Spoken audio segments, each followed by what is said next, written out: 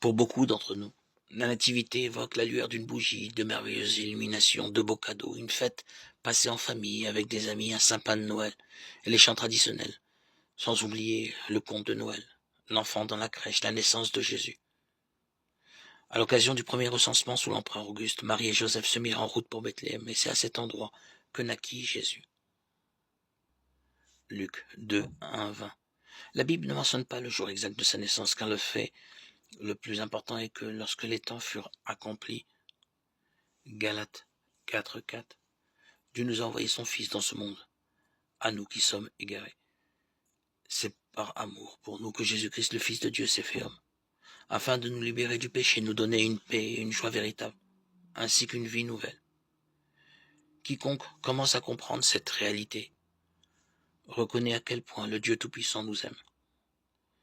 Cela nous remplit d'un sentiment de grande reconnaissance et de joie, une véritable joie. Notre Seigneur Jésus-Christ décrit l'amour de Dieu ainsi, car Dieu a tant aimé le monde qu'il a donné son Fils unique, afin que quiconque qui croit en lui ne périsse point, mais qu'il ait la vie éternelle. Jean 3, 16. L'œuvre de salut de Dieu avait déjà commencé lorsque Jésus fut conçu par le Saint-Esprit, dans le sein de la Vierge Marie. Luc 1, 26, 38. En la personne de Jésus-Christ, Dieu a donné son Fils à ce monde, lui qui naquit à Bethléem, fut élevé à Nazareth et finalement rejeté par les hommes et crucifié à Jérusalem. C'est là, sur la croix, que le Christ, à la fois Fils de l'homme et Fils de Dieu, a pris sur lui nos péchés pour nous réconcilier avec Dieu. Le châtiment qui nous donne la paix est tombé sur lui, et c'est par ses meurtrissures que nous sommes guéris. Isaïe 53, 5. Au matin de Pâques, le tombeau était vide. Dieu a ressuscité son Fils d'entre les morts.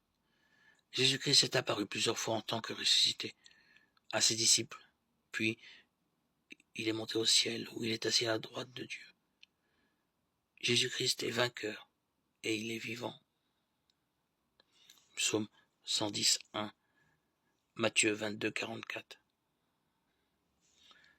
Il reviendra dans sa puissance et sa gloire. Matthieu 24, 30. La venue du Seigneur est proche. Jacques 5, 8. Après être retourné auprès de son Père Céleste, Jésus-Christ a envoyé le Saint-Esprit sur cette terre à la Pentecôte. L'Esprit qui habite dans le cœur des croyants et leur permet de comprendre la parole de Dieu. Par lui, aussi l'amour de Dieu se déverse dans nos cœurs, un amour semblable à celui qu'a poussé Dieu à donner son Fils pour nous. Romains 5, 5.